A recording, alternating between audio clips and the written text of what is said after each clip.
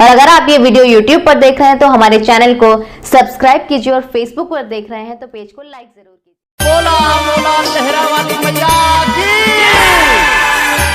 बोला बोला पाटन वाली मैया की।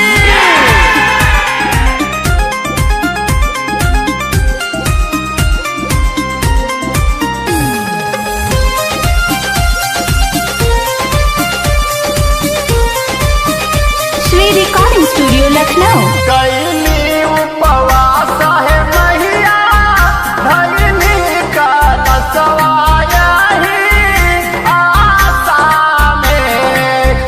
कैली उपवास है मैया धैली का दसवाया ही आशा में। किया आजा है माई जागा रहता में, तो आजा है मैया नावा रहता में।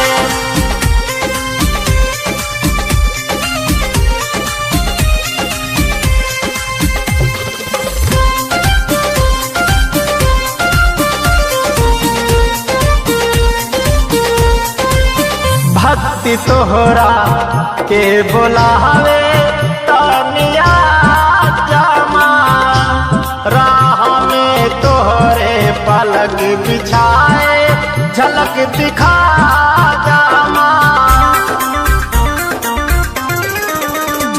भक्ति तोहरा के माँ बुलाए तनिया जमा, राह में तोहरा पलक बिछाए झलक दिखा जामा।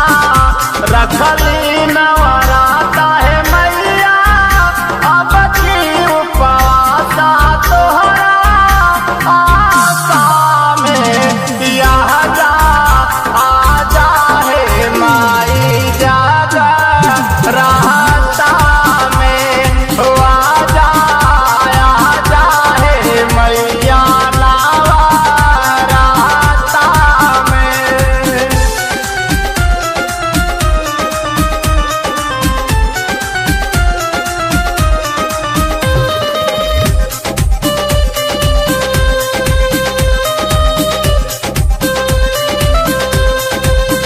गावे